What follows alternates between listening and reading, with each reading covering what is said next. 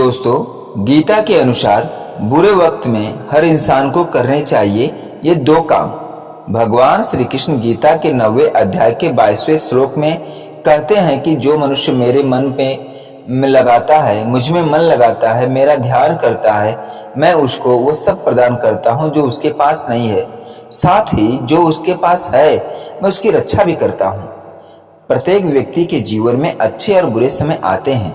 अच्छे समय की तो चर्चा सब लोग करते हैं, लेकिन बुरे समय के बारे में प्रायः सभी चर्चा नहीं करते हैं। अक्सर लोग कहते हैं कि मेरा समय बहुत खराब चल रहा है, अच्छा नहीं चल रहा है, या समझ नहीं आ रहा है कि क्या किया जाए, कैसे अपने बुरे समय को अच्छे समय में बदला जाए। लेकिन सच तो यह है कि दो चीजें ऐसी हैं जिसे बुरे समय में करने चाहिए।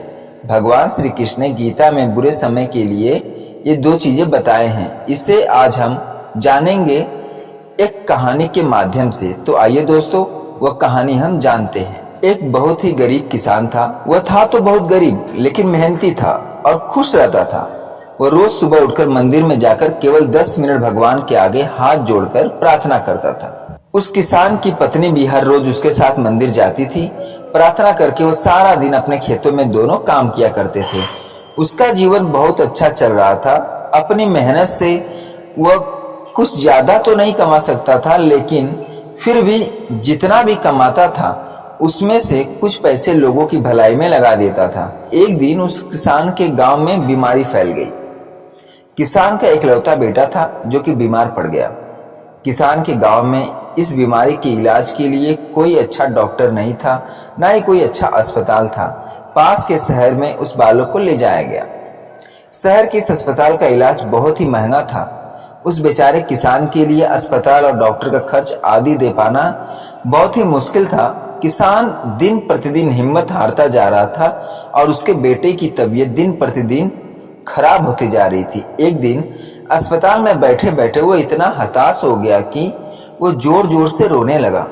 साथ ही कहने लगा, पता नहीं किस चीज का बदला भगवान मुझसे ले रहे हैं। ऐसे मुझसे क्या गलती हो गई कि भगवान भी अपना मुंह मेरे से फेर लिए हैं। कभी वो खुद को कोसता तो कभी भगवान को, लेकिन किसान की पत्नी को भगवान पर अटूट विश्वास था। किसान को आशा की कोई किरण नहीं नजर आ रही थी, लेकिन किसान की पत्नी को भरोसा था कि भगवान हमारे साथ हैं। अस्पताल के कुछ दूरी पर ही एक मंदिर था। किसान की पत्नी हर रोज उस मंदिर में प्रार्थना करने जाती थी, लेकिन किसान का मन प्रार्थना करने का नहीं करता था। डॉक्टर ने उस किसान से कहा कि बच्चे की इलाज के लिए 10 लाख रुपए की आवश्यकता है, पर किसान के लिए इतनी बड़ी रकम इकट्ठा कर पाना मुश्किल था। किसान की पत्नी अब भी मंदिर जाती थी। वो भगवान के आगे हाथ जोड़कर प्रार्थना करती थी कि उसका पुत्र ठीक हो जाए। वो भगवान से प्रार्थना करते समय इस प्रकार करती थी कि मानो वो भगवान में ही खो गई हो। एक दिन मंदिर में एक सेठ आया। अचानक उसने किसान की पत्नी को कहा कि उसने किसान की बात उस दिन हॉस्पिटल में सुनी थी, जो डॉक्टर ने किसान से कही थी। सेठ को बातों ही बातों में पता चला कि किसान को 10 लाख रुपए की जरूरत है।